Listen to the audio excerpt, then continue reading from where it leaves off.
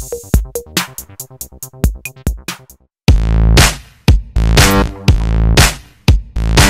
Dance channel viewers அனைவருக்கும் வணக்கம். ஒருத்தரை சந்திக்க போகிறோம்.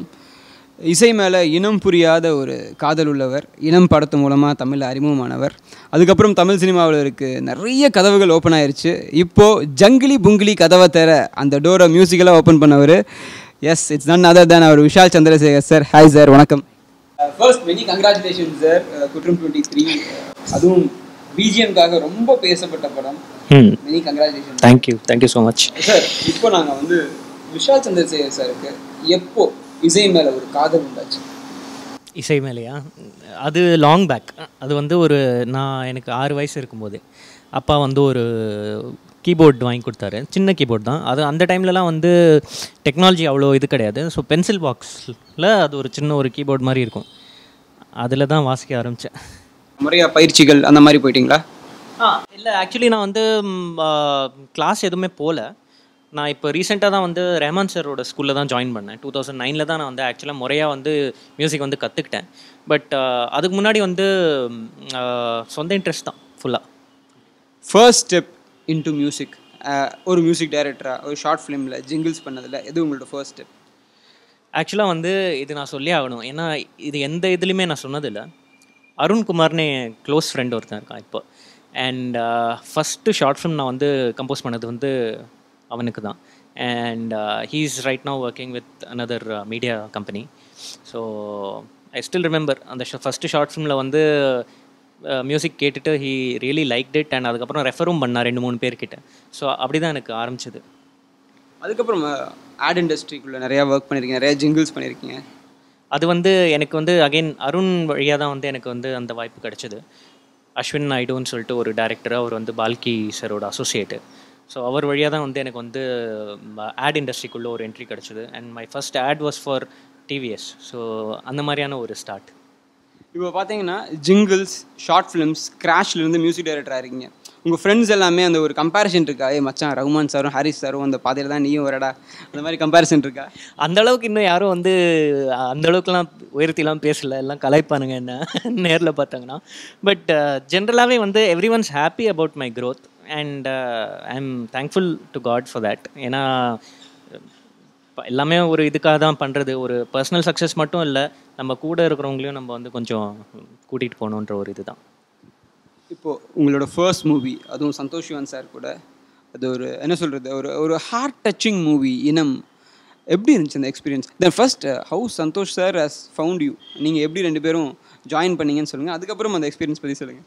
ஆக்சுவலாக சந்தோஷ் சாரோட காண்டாக்ட் எனக்கு எப்படி கிடச்சிதுன்னா, அசோக்னு சொல்லிட்டு ஒரு காஸ்டியூம் டிசைனர் இருக்கார். அவர் எந்த படம்லாம் ஒர்க் பண்ணியிருக்காருன்னா, இன்டர்நேட் நாளை, அப்புறம் Jil Jung jug, lot of movies. And இப்போ ஒரு ட்ரெண்டிங்கான ஒரு பர்சன் வச்சுக்கோங்களேன் காஸ்டியூம்ஸை பொறுத்த வரைக்கும். So he is my close friend. அவர் ஷரன் ஒருத்தரை இன்ட்ரடியூஸ் பண்ணார். ஷரன் யாருன்னா சந்தோஷ் சிவன் சாரோட அசோசியேட். அண்ட் என்னை பற்றி அவர் ஆல்மோஸ்ட் ஒரு 2 இயர்ஸாக சொல்லியிருக்காரு அவர்கிட்ட. ஸோ இந்த டைமில் இனம்க்கு இது பண்ணலாம், க்ரூ தேர்ந்தெடுக்கிற டைமில் ஷரண் அப்போ தான் கரெக்டாக ஞாபகம் வச்சுட்டு சொல்லியிருக்கார் போல இருக்குது. ஸோ சந்தோஷ் சிவன் சார் கேஷுவலாக சரி ஓகே அவன் மீட் பண்ணலாமே அப்படின்ட்டார். ஸோ அதுக்கப்புறம் ஒரு நாள் ஏர்போர்ட்டில் போயிட்டு, நான் அதுக்கு முன்னாடி டீமோடு நான் ஃப்ரெண்ட்லி ஆகிட்டேன்.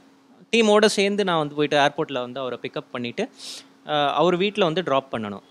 ஸோ ஏர்போர்ட்லேருந்து போரூருக்கு போகிற கேப்பில் அவர் இனமோட ஸ்டோரி சொல்லிட்டார் கம்ப்ளீட்டாக. பட் அவர் ஒரு 15 மினிட்ஸில் ஒரு 4.5 hours லாங் கதையை அவர் சொன்னார். ஏன் ஃபஸ்ட் கட் பார்த்திங்கன்னா ரொம்ப ஹார்ட் ஹிட்டிங்காக இருக்கும். அந்த ஃபஸ்ட் கட் நான் பார்த்தப்போவே பயங்கர ஒரு மாதிரி ஷாக்கிங்காகவும் இருந்தது, நிறையா சர்ப்ரைசிங்கான எலிமெண்ட்ஸும் இருந்தது படத்தில். அட் த சேம் டைம் ரொம்ப ஹார்ட் ஹிட்டிங், எமோஷ்னலாக புழியிற ஒரு ஸ்கிரிப்ட் அது. ஸோ அது பார்க்கும்போது ரொம்ப ஒரு மாதிரி கஷ்டமாக இருந்தது. ஸோ 4.5 hours தொடர்ந்து கண்ணு கூட இது பண்ணாமல் நான் அப்படியே நேர ஸ்க்ரீனே பார்த்துட்டு இருந்தேன் அவர் ரூமில். ஸோ முடிச்சுட்டு நான் அவர்கிட்ட சொன்ன ஒரே ஒரு விஷயம் தான் என்னென்னா, சார் ரொம்ப ரொம்ப இதுவாக இருக்கே சார், ரொம்ப டஃப்பாக இருக்குது சார், நான் ஒரு நாள் நான் 2 நாள் பிரேக் எடுத்துக்கிறேன்னு சொல்லிட்டு வீட்டுக்கு போயிட்டு படுத்தது தான். நைட்டில் கனவுலலாம் பாம்பு வருது, எல்லாம் பிளேன்லாம் பறக்குது, ஒரு மாதிரி இருந்தது, வேறு லெவலில் இருந்தது. But then finally working with him was a lot of fun. ஏன்னா அவர் என்ன மாதிரி ஒரு டைப்னா, ஒரு நிறையா விஷயத்த ஒரு சென்டென்ஸ்லேயே சொல்லிடுவார். ஸோ அந்த மாதிரியான ரொம்ப எக்ஸ்ப்ரெசிவான பர்சன். அண்ட் ஆர்ஆருக்கு ஒரு பிக் ஸ்கூல் அவர். எனக்கு வந்து ஸ்கூல் ஆஃப் தாட் வந்து ஆர்ஆரை பொறுத்த வரைக்கும் வந்து அவர்கிட்ட தான் வந்தேன், நான் கற்றுக்கிட்டேன். அவர் எப்படி விஷுவல்லையோ அந்த மாதிரி அதே விஷயத்த வந்து ஆடியோவில் வந்து அவர் ரொம்ப அழகாக எளிமையாக சொல்லிடுவார். ஒரு ராவான ஒரு படத்தை மியூசிக்கலாக அதோட இன்டென்ஸை அதிகம் பண்ணவும் முடியும், இன்டென்ஸை கம்மி பண்ணவும் முடியும். எது ஈஸி உங்களை பொறுத்த வரைக்கும்? ஆக்சுவலாக ஜென்ரலாகவே கண்டென்ட் ட்ரிவன் சினிமாலேயே பார்த்தீங்கன்னா வந்து ஒரு படத்தில் வந்து ஒரு சீன் இருக்குது, விஷுவலாக சொல்லப்பட்டிருக்கிற சீன்னா சில சமயம் வந்து அதுக்கு வந்து மியூசிக் தேவை இருக்காது. ஆனால் அது என்ன ஆகிடும்னா வந்து ரொம்ப ரொம்ப நிஜமாயிடும். பார்க்கும்போது ஆடியன்ஸ்க்கு வந்து மியூசிக்கே இல்லாமல் இருந்தது, அந்த சீன் மியூசிக்கே இல்லாமல் இருந்ததுன்னா ரொம்ப ரியலிஸ்டிக் ஆகிடும். ஸோ அந்த இடத்துல வந்து மியூசிக் போட்டு அதோட இமோஷனல் கனெக்டை வந்து இன்னமும் அதிகப்படுத்தலாம். இல்லை மியூசிக்கை லைட்டாக ஒரு மினிமலிஸ்டிக்காக வாசித்து அதோட இதை குறைக்கலாம், ஸ்ட்ரென்த்தை அதோட இன்டென்சிட்டியை குறைக்கலாம். So depends on the director என்ன வேணும்னு சொல்கிறாரோ, that is what we have to do. Sir, நான் இனம் படம் பார்த்துருக்கேன். அதில் 2-3 சீன்ஸ் இருக்கும், ரொம்ப இன்டென்ஸாக இருக்கும். அந்த சீன்லாம் பார்க்கும்போது நமக்கு அப்படியே நர்வ்ஸ்லாம் ஒரு மாதிரி எந்திரிக்கும், ஒரு பயங்கர ஒரு ஃபீல் வரும். அதோட இன்டென்சிட்டியை குறைக்கிறதுக்கு ஒர்க் பண்ணியிருக்கீங்களா அந்த படத்தில்? ஒரு பர்டிகுலர் ஃபியூ சீன்ஸில் வந்து பண்ண வேண்டி இருந்தது. ஏன்னா வந்து அந்த படமே பார்த்திங்கன்னா சீன் வந்து டபுள் எட்ஜ் ஸ்வர்ட் மாதிரி. நீங்கள் மியூசிக்கலி, ஏன்னா வந்து விஷுவலாக என்ன ரியாலிட்டி என்ன நடக்குதோ அதை தான் காமிச்சிருக்காரு. அது நம்ம மியூசிக்கலாக பார்ஷலாக ட்ரீட் பண்ணிட்டோன்னா வந்து எப்படி வேணால் அது தப்பாக போகலாம். ஸோ அந்த மாதிரியான சீன்ஸ்க்கெலாம் வந்து ரொம்ப கேர்ஃபுல்லாக மியூசிக் கம்போஸ் பண்ணேன். அவர் அதுதான் மெயினாக சொன்னது. ஏன்னா பயஸ்டாக எதுவுமே பண்ணிடாத, என்ன ரியாலிட்டி இருக்கோ அதை தான் நம்ம காட்டுறோம். அண்ட் அதுக்கேற்ற மாதிரி தான் அவர் ஷூட்டும் பண்ணியிருந்தார். ஸோ ரொம்ப அந்த இன்டென்ஸ், எஸ்பெஷலி ஒரு சீன் பர்டிகுலராக இருக்கும். அதில் வந்து ஒரு லேடி வந்து அவங்களோட இதை ரிமூவ் பண்ணிட்டு ஒரு கன் எடுப்பாங்க உள்ளேருந்து. அந்த சீன்லாம் வந்து எனக்கு ரொம்ப பயங்கர எக்ஸ்ட்ராடினரியாக பட்டுது. ஸோ அந்த மாதிரியான சீன்ஸ்க்கெலாம் பயங்கர ஹீரோயிக்காக போயிருப்பேன். ஏன்னா ஃபேக்ட் அதெல்லாம். So and we have to be, என்ன சொல்கிறது, தமிழ் கல்ச்சர், தமிழ் மைண்ட் செட்டுக்கு ஒத்து போகணும். அந்த மாதிரியான விஷயந்தான். ஸோ அதுக்கப்புறம் shoot the Kuruvi. How do you shoot the Kuruvi? Actually shoot the குருவி வந்து ஒரு பிசாரான ஒரு மூவ். அது ஆக்சுவலாக சித்தார்த்துக்கு தான் நான் வந்து தேங்க்ஸ் சொல்லணும். ஏன்னா when we started composing that song, first எந்த மாதிரியான ஒரு மைண்ட் செட்லேயும் இல்லை, பிளாங்காக தான் உட்காந்துட்டு இருந்தோம்.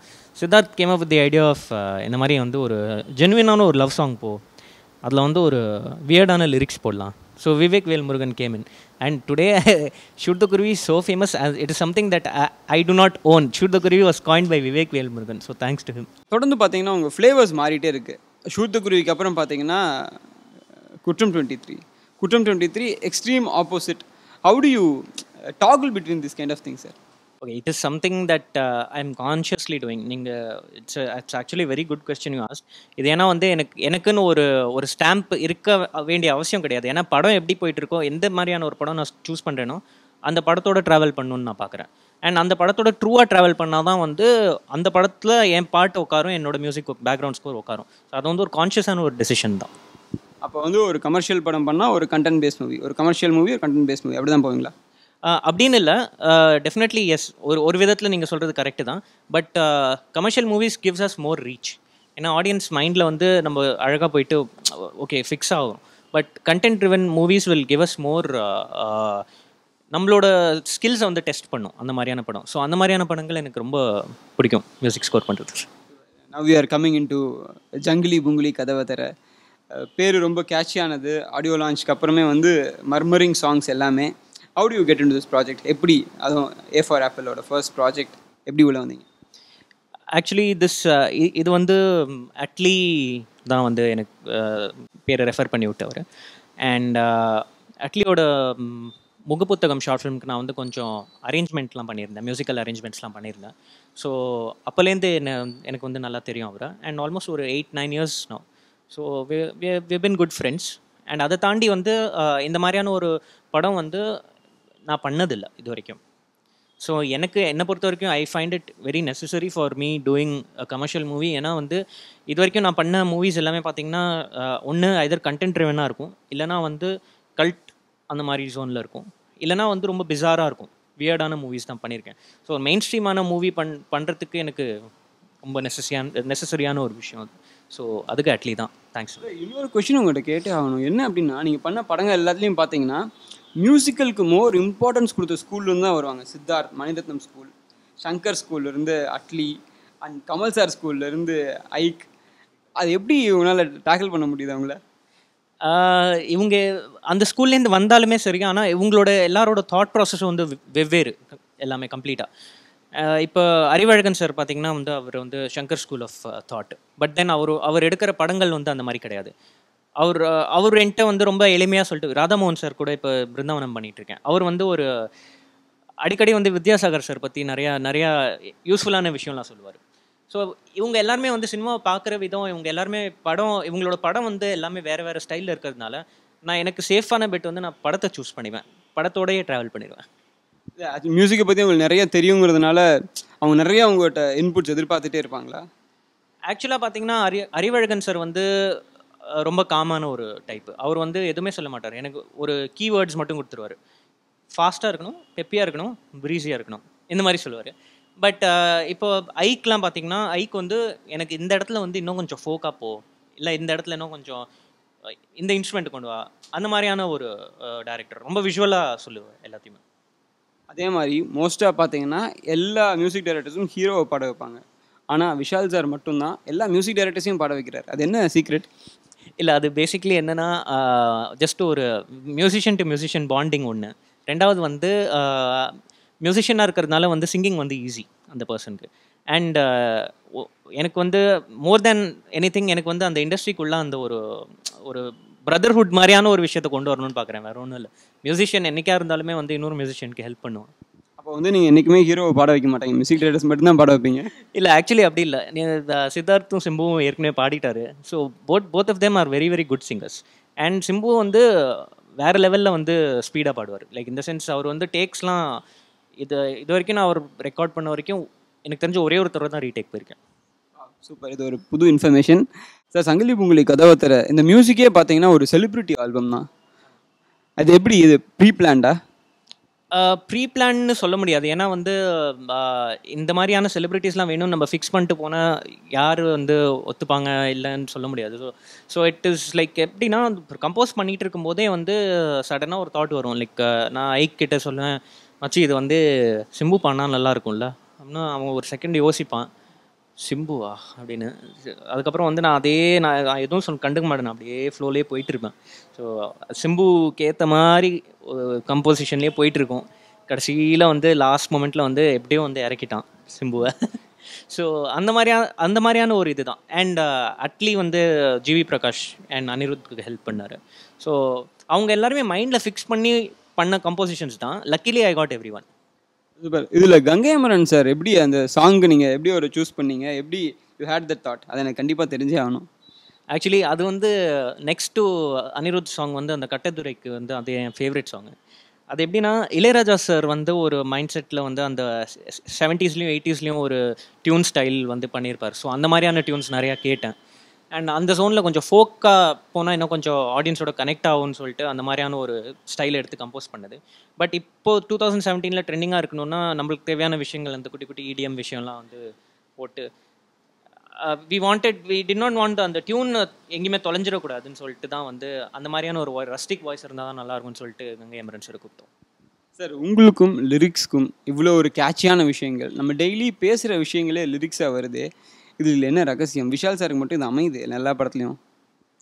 ஒரு விஷயம் என்னென்னா, டெஃபினெட்லி வந்து டேரக்டரோட விஷன். ஸோ இப்போ ஷூட் த குருவியாக இருக்கட்டும், இல்லை கட்டதுரைக்கு இருக்கட்டும், இல்லை பிஞ்சில் இருக்கட்டும், அந்த டேரக்டரோட விஷன் அதை வந்து இன்னும் கூர்மையாக ஆக்கிறது வந்து ஒரு லிரிசிஸ்டோட வேலை. லைக் விஷனை வந்து வேர்ட்ஸாக கொடுக்கறது. பட் எனக்கு வந்து என்னென்னா, நான் வந்து கொஞ்சம் அந்த குரில் நெறிலாம் நிறையா பார்ப்பேன் எழுத்தில். ஸோ எனக்கு வந்து அந்த டியூனுக்கு அது பர்ஃபெக்டாக அமையலைன்னா ஆல்மோஸ்ட் அந்த எனக்கு தெரிஞ்சு ஷூட் த குருவி அந்த ஒரு ஃப்ரேஸ்க்காக நாங்கள் வந்து ஆல்மோஸ்ட் ஒரு வாரம் நாங்கள் யோசிச்சுட்டு இருந்தோம். அப்புறம் ஃபைனலி இட் கிளிக். சார், அதே மாதிரி நம்ம சங்கிலி பூங்குழி கதவத்திரல பிரேம்ஜி பாடியிருக்காரு, அருண்ராஜா காமராஜ் பாடியிருக்காங்க. அந்த சாங் லிரிக்ஸ் உருவான விதம் பற்றி எனக்கு சொல்லுங்களேன். ஆக்சுவலாக அது வந்து எழுதினது வந்து முத்துக்குமார் சார். அண்ட் எனக்கு இன்னும் ஞாபகம் இருக்குது, அவர் ஆக்சுவலாக ஒன் ஆஃப் ஹிஸ் லாஸ்ட் ஒர்க்ஸ்னு கூட சொல்லலாம். ஏன்னா லிரிக்ஸ் வாங்க போயிருந்தோம். அன்றைக்கி வந்து அவரால் எழுந்திருக்க கூட முடியல. பட் பெட்டில் அவர் படுக்கையாகவே வந்து வேர்ட்ஸ் சொல்கிறேன் எழுதிக்கோங்க அப்படின்னு சொன்னேன். என்ன பாட சொல்லுவார். அண்ட் நான் பாடுவேன். அப்படியே ஒரு 2 மினிட்ஸ் யோசிச்சுட்டு தினேஷ்னு ஒரு அசிஸ்டன்ட் டைரக்டர் தான், அவர் தான் எழுதிட்டு இருந்தார். ஸோ நிறைய திட்டு கூட வாங்கியிருக்கான் அவர் நான் முத்துக்குமார் சார்கிட்ட. ஸோ அது வந்து அவர் சொல்லுவார், இவன் எழுதிப்பான். அண்ட் அங்கேயே பக்கத்துலேயே ஐக்கு வந்து சார் இதுக்கு வந்து வேறு ஏதாவது ஆல்டர்னேட் கிடைக்குமா, டக்குன்னு எடுத்து விட்டுக்கிட்டே இருப்பார் ஆல்டர்னேட்ஸு. ஸோ அப்போ தான் வந்து ஆக்சுவலாக நான் வந்து பார்த்தேன் எப்படி ஒரு லிரிக்ஸ் வந்து ஹேண்ட்ஸ் ஆன் எக்ஸ்பீரியன்ஸாக நான் அப்போ தான் நான் பார்த்தேன் எப்படி ஃபார்ம் ஆகுதுன்றது. So that was a very very good experience. Super sir. இல்லை சார், அந்த ஒரு விஷயம் கேட்குறதுக்கு எங்களுக்கே ரொம்ப சந்தோஷமாக இருக்குது. We also miss Muthukumar sir.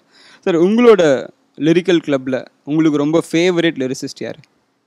To be frank, நான் முத்துக்குமார் சார். பட் இப்போ வந்து பார்த்தீங்கன்னா அருண்ராஜா காமராஜ் நல்லா எழுதுறாரு. கட்டதுரைக்கு சாங் அவர் தான் எழுந்தார். விவேகா சார் இருக்கார், பொறி வைத்து அவர் தான் எழுந்தது. பிஞ்சில் அவர் தான் எழுந்தது. அண்ட் மதன் கார்கி சார் இருக்கார், அவர் வந்து பிருந்தாவனம் படத்தில் யாருன்னு ஒரு பாட்டு எழுதியிருக்காரு. இவங்க எல்லாரோட ஸ்ட்ரீம் ஆஃப் தாட்ஸுமே வந்து வேறு வேறு கம்ப்ளீட்டாகவே.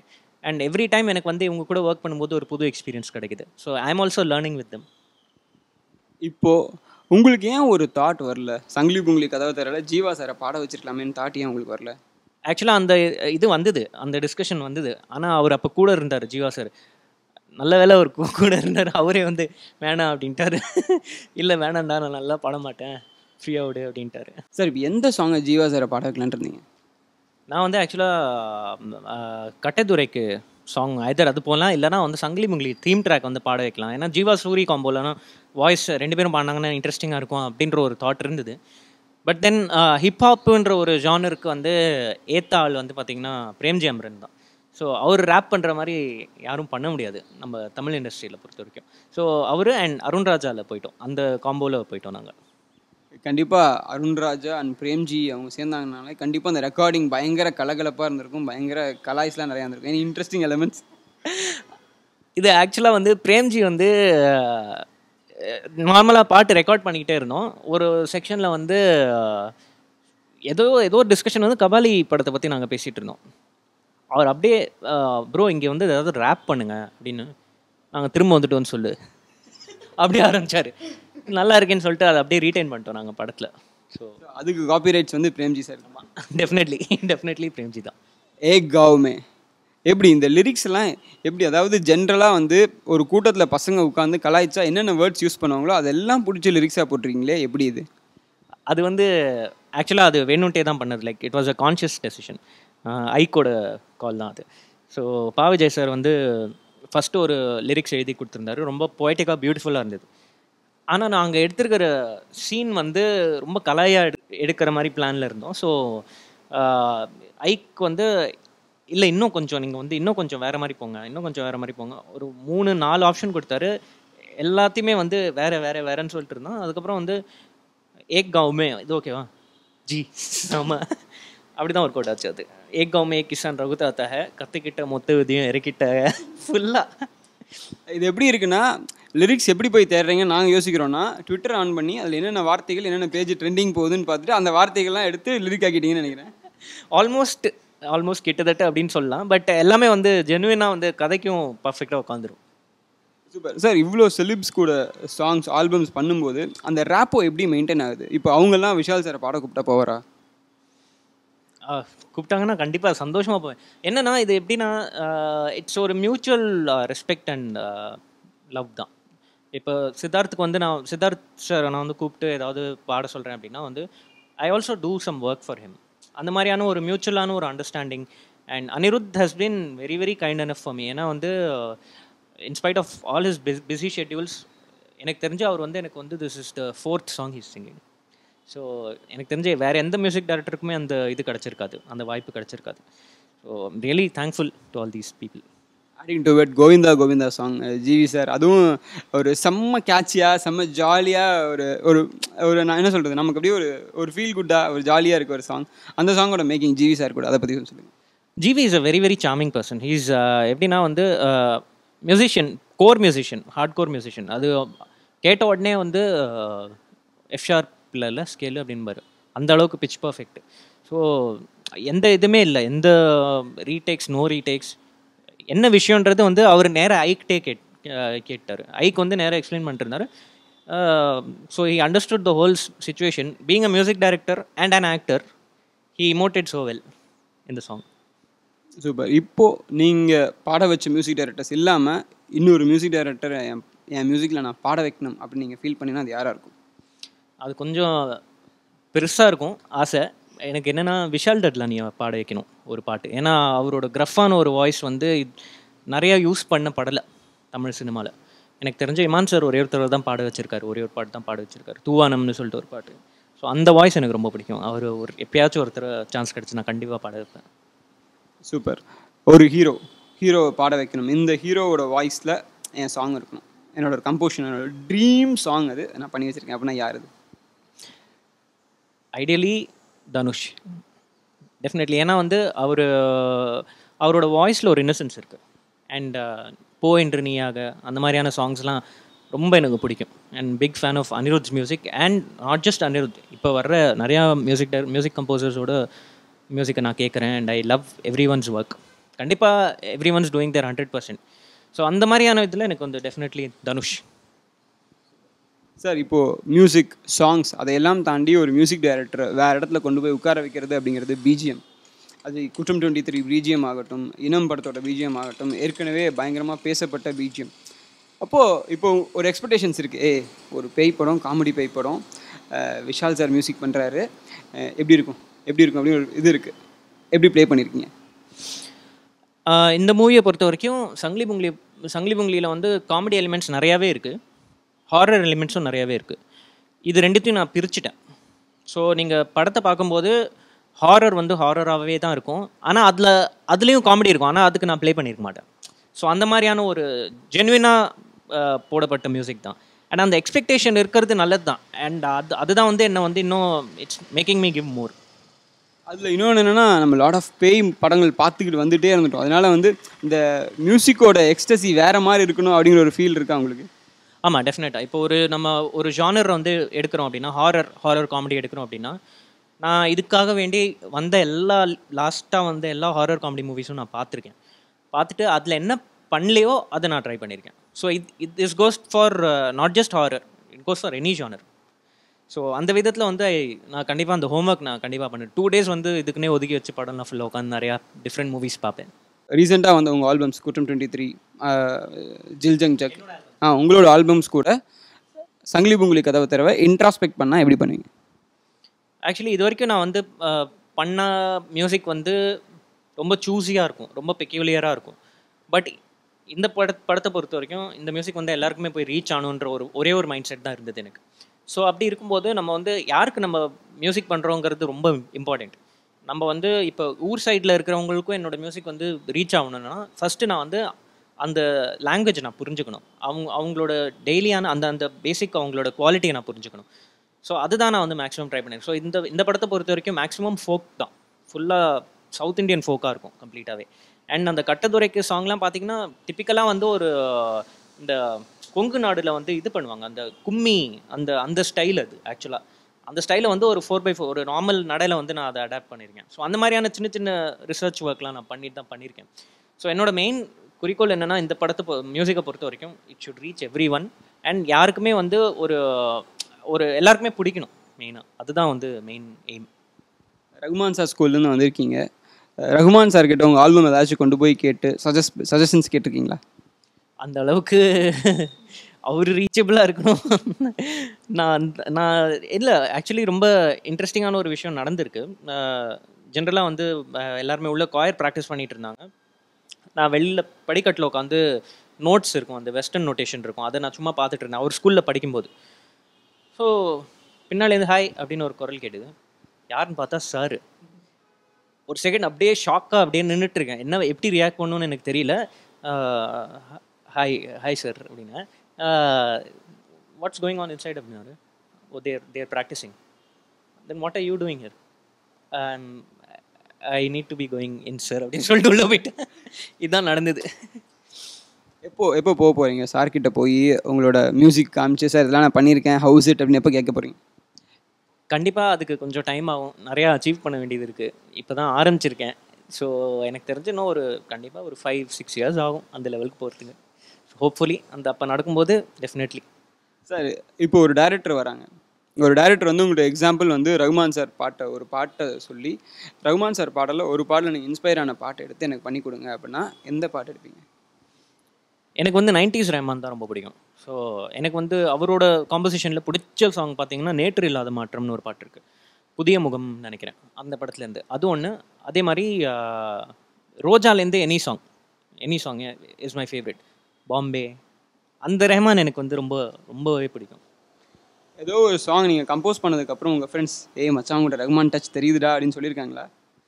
அது எப்படின்னா நீங்கள் நான் வந்து ஜென்ரலாக வந்து கான்ஷியஸாக பண்ணும்போது லைட்டாக வந்துட்டு போகும், ஆனால் அதை நான் கான்ஷியஸாக பண்ணோம் அவர், ஆனால் அதை அப்படி பண்ண வேண்டாம். ஸோ அந்த மாதிரியான ஒரு விஷயம் தான் வந்து அவர்கிட்டருந்து வாங்கிக்கணும்னு நான் பார்க்குறேன், அந்த ஒரு ஸ்கில்லை. பார்ப்போம், ட்ரைங் மை பெஸ்ட். சார் சங்கிலி புங்கிலி கதவை தரதுக்கப்புறம் உங்களோட ப்ராஜெக்ட்ஸ் பற்றி சொல்லுங்கள் சார். இப்போ சங்கிலி முங்கிலி ரிலீஸ் ஆயிருக்கு, இது ஒரு ஃபேமிலி என்டர்டெய்னர். இதுக்கப்புறம் ஒரு ஃபேமிலி என்டர்டெய்னர் வருது, பிருந்தாவனம். அது வந்து ராதாமோகன் சாரோட டைரெக்ஷனில். அண்ட் இதுக்கு வந்து அருள்நிதி சார் ரொம்ப ஹோம்ஒர்க் பண்ணி அவரோட ஹார்ட் ஒர்க் போட்டிருக்காரு. ஏன்னா அந்த சைன் லாங்குவேஜ் கற்றுக்கணும். ஸோ பேசிக்லி அவர் வந்து ஒரு டெஃப் அண்ட் மியூட் பர்சனாக நடிக்கிறாரு அருள்நிதி சார். இதில் ஆக்டர் விவேக் வந்து அவராகவே நடிக்கிறார். So he is playing himself.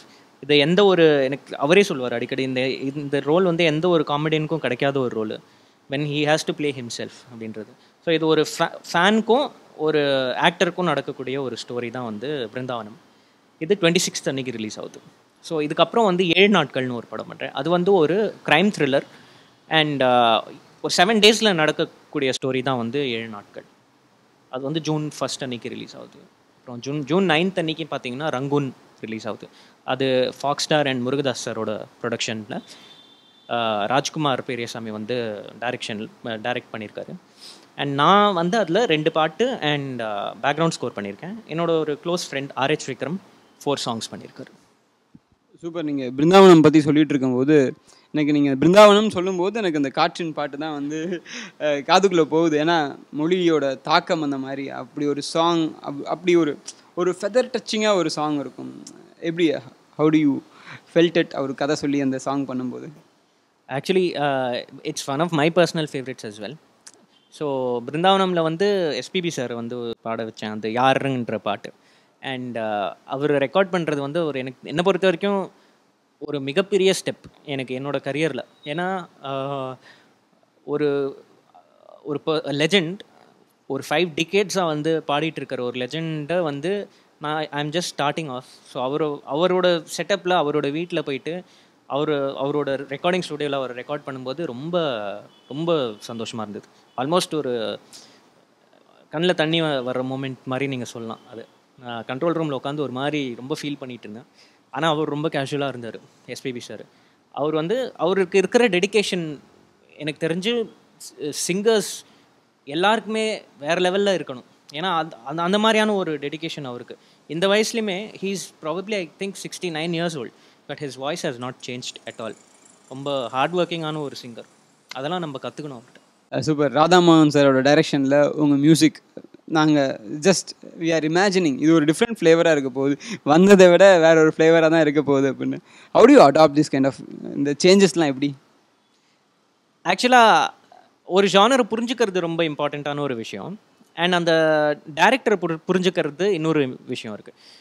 So அவங்க என்ன சொல்ல வராங்களோ அதை நம்ம கரெக்டாக புரிஞ்சுக்கிட்டோனாலே வந்து நம்மளால் டெலிவர் பண்ணிட முடியும். பட் அந்த ஷிஃப்ட் தான் எனக்கு வந்து it's helping me big time. ஏன்னா எனக்கு ஓரளவுக்கு மியூசிக் படித்ததுனால கொஞ்சம் ஜானர்ஸ் வந்து பிரித்து பார்க்க முடியுது. ஸோ ஒரு படமும் ஒரு ஆடியன்ஸ்க்கு போய் சேரணுங்கிறதுனால அந்த படத்தோட ட்ரீட்மெண்ட்லேயே அழகாக உட்காந்துரும். அது படத்துலேருந்து வர்ற விஷயம்தான். ஹீரோயின்ஸ் எல்லாம் பார்த்தீங்கன்னா அவங்க ஃபேன் பேஸ் கூட டச் வச்சுக்கிறதுக்காக ஃபேஸ்புக் லைவ் வராங்க, ட்விட்டரில் இன்ட்ராக்ட் பண்ணிட்டு இருக்காங்க ஃபேன்ஸ் கூட. மியூசிக் டைரக்டர்ஸ் என்ன பண்ணுறாங்க சார் ஃபேன்ஸ் கூட இன்ட்ராக்ட் பண்ண? நான் ஒரு இனிஷியேட்டிவ் ஆரம்பிச்சிருக்கேன். அது வந்து கேஷுவல் ஜாம் செஷன்ஸ்னு சொல்லிட்டு ஒரு பேஜ் ஃபேஸ்புக்கில். இதோட மெயின் நோக்கமே என்னென்னா எவ்ரி வீக் நாங்கள் வந்து ஒரு புது மியூசிஷியனை வந்து இன்வைட் பண்ணுவோம். அண்ட் அவங்க வந்து எங்களோட எக்ஸிஸ்டிங் குரூப்போட சிங்க் ஆகிட்டு ஒரு தமிழ் பாட்டு மிக்ஸ் வித் ஒரு ஹிந்தி சாங், இல்லைனா ஒரு Tamil song mix with English song, அந்த மாதிரி எவ்ரி வீக் பண்ணிகிட்டு இருப்போம். அண்ட் அதுக்கு நல்ல ரீச் இருக்குது. அந்த பேஜ்க்கு எனக்கு தெரிஞ்சு ஒரு 10,000 likes இருக்குது. ஸோ அது வந்து that's one initiative that I am doing specifically for musicians. இன்னொன்று வந்து ப்ரமோட்டிங் நியூ ஆர்டிஸ்ட்ஸ் வந்து பார்த்திங்கன்னா ஆல்பம்ஸ் ரொம்ப நாள் ஆச்சு ஆல்பம்ஸ் வந்து. ஸோ இப்போ ரீசெண்டாக நான் ஒரு ஆல்பம் ஒரு சிங்கிள் ட்ராக் ரிலீஸ் பண்ணேன், ரிதம் ஆஃப் லைஃப்னு சொல்லிட்டு. இது வந்து எப்படின்னா ஒரு ஒரு பாய்க்கும் ஒரு கேர்ளுக்கும் நடக்கக்கூடிய ஒரு பாஸ்ட் ரிலேஷன்ஷிப்பை பேஸ் பண்ணி இருக்கிற ஒரு மியூசிக் வீடியோ. நல்லா நல்லா ஷூட் பண்ணியிருக்காங்க, கேரளாவில் பேக் வாட்டர்ஸில் அழகாக ஷூட் பண்ணியிருக்காங்க. ஸோ சோனி மியூசிக்கு காமிச்சேன் and they were gracious enough to buy it. So அவங்க வந்து அதை வாங்கி அவங்க சேனலில் போட்டுக்கிட்டாங்க. அண்ட் இது பார்த்திங்கன்னா இதனால் ப்ரமோட் ஆகிருக்கிற ரெண்டு சிங்கர்ஸ் பார்த்திங்கன்னா யாசின் நிசார் அண்ட் காவ்யா அஜித். ஸோ இந்த மாதிரி இன்னும் இதோட நிற்காமல் ப்ராப்ளி எவ்ரி 2 months 3 months வந்து ஒரு சிங்கிள் ட்ராக் பண்ணலாம் அந்த பிளானில் இருக்கேன். That's super sir. சோனி மியூசிக்கோட பேஜில் ரிதம் ஆஃப் லைஃப் அப்படிங்கிற சாங் நீங்களும் பார்த்து என்ஜாய் பண்ணுங்கள் sir. I want to say about the Facebook page, let our viewers also will follow that. அது வந்து கேஷுவல் ஜாம் செஷன்ஸ். இது வந்து சீசன் 1 நாங்கள் முடிச்சிட்டோம், 15 எபிசோட்ஸ் முடிச்சிருக்கோம். அண்ட் சீசன் 2 வந்து இப்போ இன்னும் ஒரு 1 monthல ஆரம்பிச்சிருவோம். So all new musicians who ever are trying for singing or ஏதாவது இன்ஸ்ட்ருமெண்ட்ஸ் வாசிக்க தெரியும் அப்படின்னா நீங்கள் வந்து காண்டாக்ட் பண்ணுங்கள். அந்த பேஜ்லேயே போடுங்க, நாங்கள் ரிப்ளை பண்ணுவோம். Thank you so much sir. Jangli Pungli Kadhava Thara it's audio treat. அதே மாதிரி உங்களோட ஃபோர்த் கமிங் படங்கள் எல்லாமே சக்ஸஸ் ஆகணும் அப்படின்னு டன் சேனல் மூலமாக உங்களுக்கு விஷஸ் தெரிவிச்சுக்கிறேன். Thank you so much.